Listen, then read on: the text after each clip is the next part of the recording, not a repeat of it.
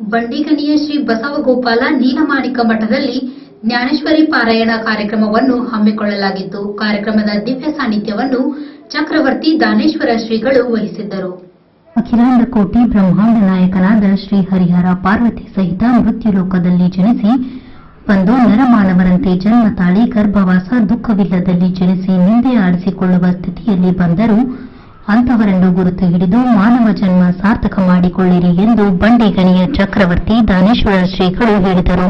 ಅವರು ಬಂಡಿಗಣಿಯ ಶ್ರೀ ಬಸವಗೋಪಾಲ ನೀಲಮಾಣಿಕ ಮಠದಲ್ಲಿ ಜ್ಞಾನೇಶ್ವರಿ ಪಾರಾಯಣ ಹಾಗೂ ಅನುಭವ ಹೇಳಿ ಅನುಭವ ಕೇಳಿ ಕಾರ್ಯಕ್ರಮದ ದಿವ್ಯ ಸಾನ್ನಿಧ್ಯ ವಹಿಸಿ ಮಾತನಾಡಿ ನರಮಾನವರನ್ನು ನರನಾರಾಯಣರಾಗಿ ಮಾಡಿ ಭೂಮಿ ಉದ್ಧರಿಸಿ ಮುಂದೆ ಆಡುವವರಿಗೆ ಗಂಟಲಗಾನ ಇಟ್ಟು ದೇವರಂತವರಿಗೆ ಬುದ್ಧಿ ಸೋಸಿ ನಡೆಯುವಂತೆ ಮಾಡಿ ಅಜ್ಞಾನದ ಮನೆಯಲ್ಲಿ ಜ್ಯೋತಿ ಹಚ್ಚಿ ಮನದ ಅಂಧಕಾರವನ್ನು ಕಳೆದು ಅಜ್ಞಾನಿಗಳಿಗೆ ಸುಜ್ಞಾನದ ಹಾದಿ ಹಿಡಿಸಿ ನರನಾರಾಯಣರಾಗಿ ಮಾಡಿ ತಮ್ಮ ಇಳವನ್ನು ಭೂಲೋಕದಲ್ಲಿ ಇಳಿಸಿ ತಮ್ಮ ತಮ್ಮ ಲೋಕಕ್ಕೆ ಹೋದಂತೆ ನಟಿಸಿ ಜ್ಞಾನವನ್ನು ಪಡೆದು ಶಿವನ ಸೋಪಾನವಾಗಿ ಪಾರ್ವತಿ ಮುಕ್ತಾಬಾಯಿಯಾಗಿ ಇದ್ದು ಇಲ್ಲದಂತೆಯಾಗಿ ಈಗ ಜ್ಞಾನೇಶ್ವರಿ ಪಾರಾಯಣ ನಡೆಸಬೇಕಾಗಿದೆ. ಇದೇ ರೀತಿ ಶರಣರ ವಚನ ಪಾಲಿಸುವುದೇ ನಮ್ಮೆಲ್ಲರ ಆದ್ಯ ಕರ್ತವ್ಯವಾಗಿದೆ. ಶ್ರೇಷ್ಠವಾದ ಬಬಲಾದಿ ಮುಂದಿಗೆ ಭಗವದ್ಗೀತಾ ಸತ್ಯ ಹರಿಶ್ಚಂದ್ರ ಕಥೆ ಹೇಳಿ ಕೇಳಿ ಸತ್ಯವೇ ತಾಯಿ ತಂದೆ ಬಂಧು ಬಳಗ ಸತ್ಯವೇ ದೇವನೆಂಬುವ ನಂಬಿಕೆ ಯಾವ ನರಮಾನವರಲ್ಲಿದೆಯೋ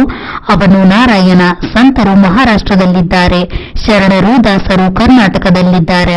12ನೇ ಶತಮಾನದಲ್ಲಿ ಧರ್ಮ ಕಡಿಮೆಯಾಗಿ ಕರ್ಮ ತಾಂಡವವಾಡುವಾಗ ಇಂತಹ ಶರಣರು ದಾಸರು ಹುಟ್ಟಿ ಕರ್ಮಕ್ಕೆ ಕಂಟಕರಾಗಿ ಧರ್ಮದ ಮಾರ್ಗ ಹಿಡಿಸಿ ದಾನದ ಶಕ್ತಿ ಮಾಡಿ ದೇವದಾನವರ ಶಕ್ತಿ ಹೆಚ್ಚು ಮಾಡಿ ಭೂಮಿ ತಾಯಿಗೆ ಶಾಂತಿ ಸಿಗುವಂತೆ ಮಾಡಿದರು. ಮುಂದೆ ಯೋಗಿಗಳ ಕಾಲ 200 ವರ್ಷಗಳ ಹಿಂದಿನಿಂದಲೂ ಯೋಗಿಗಳ ಪುರಾಣ ಶಾಸ್ತ್ರ ಹೇಳಿ ಅಥಣಿ ಶಿವಯೋಗಿಗಳು ಗುರು ಗೋವಿಂದ ಭಟ್ಟರು ಇದಕ್ಕೆಲ್ಲ ಮಿಕ್ಕಿ ಮಾತಾಗಿ ಬಬಲಾದಿ ಚಕ್ರವರ್ತಿಗೆಂದು ಕುದುರೆ ಸವಾರ ಹೆಣ್ಣು ಗಂಡು ಮಾಡಿದವನು ನೀತಿ ಬುದ್ಧಿ ಇಲ್ಲದ ಸಂಸ್ಥಾನಿಕರನ್ನು ಅಹಂಭಾವ ಅಧಿಕಾರಿಗಳನ್ನು ಅರವನ್ನು ಬಿಟ್ಟು ಗರ್ವದಿಂದ ಬೆಳೆದ ದೇಸಾಯಿ ದೇಶಪಾಂಡೆಯವರನ್ನು ತನ್ನ ಕಿಡಿಗಣ್ಣಿನಿಂದ ರುದ್ರನು ಬ್ರಹ್ಮನು ವಿಷ್ಣು ಸಹಿತ ಆದಂತಹ ಎಲ್ಲ ಧರ್ಮದ ಕೋಪವನ್ನು ತನ್ನ ತಲೆಯ ಮೇಲೆ ಇಟ್ಟುಕೊಂಡು ಕೊನೆ ಹಿಡಿಯದ ಈ ಕೋಣಗಳಿಗೆ ಆಹುತಿ ತಂದುಕೊಟ್ಟನು. ಮಿಕ್ಕಿದ ಮಾತನ್ನು ಹೇಳಿ ಎಲ್ಲ ಮಠಗಳು ಹಿಂದಿನದು ಹೇಳಿದರೆ ಮುಂದಿನದು ಸಾರಿ ಹೇಳುವುದು ಬಬಲಾದಿ ಮಠ. ಜಾತಿ ಭೇದವಿಲ್ಲದೆ ಎಲ್ಲ ಜೀವಾತ್ಮರಿಗೆ ಲೇಸನ್ನು ಬಯಸಿದವನು ಸದಾಶಿವನು. ಹಿಂದುಂಟು ಮುಂದುಂಟು ಕುದುರೆಯ ಸವಾರನಿಗೆ ನಮ್ಮ ಬಂಡಿಗಣಿಯ ಬಸವಗೋಪಾಲ ಸಂಪ್ರದಾಯದಿಂದ ನನ್ನಿಂದ ನಮನಗಳು. ಅದಕ್ಕಾಗಿ ಸದಾಶಿವ ಎಂದರೆ ದಾರಿ ತೋರಿಸುವ. ಅದಕ್ಕಾಗಿ ಇವರ ಧ್ಯಾನ ಮಾಡಿ ಸುಳ್ಳು ತೊಡಗುಗಳನ್ನು ಬಿಟ್ಟು ಧರ್ಮದ ಹಾದಿ ಹಿಡಿದರೆ ನಿಮಗೆ ಆನಂದ ಸಿಗುತ್ತದೆ ಎಂದರು. ಕೇಶಪ್ಪನಟ್ಟಿ ಮಾತನಾಡಿ, ಬಂಡಿಗಣಿ ಮಠವು ಪಂಢರಪುರದ ದ್ವಿತೀಯ ಸ್ಥಾನವಾಗಿದೆ. ಇಲ್ಲಿ ಸೇವೆ ಮಾಡುವ ಭಕ್ತರು ಬಹಳ ಅನ್ಯೋನ್ಯ ಭಾವದಿಂದ ಮಾಡುವ ಇಂತಹ ಶ್ರೇಷ್ಠವಾದ ಕಾರ್ಯ ಇನ್ನೊಂದು ಕಡೆ ನಡೆಯುವುದಿಲ್ಲವೆಂದರು.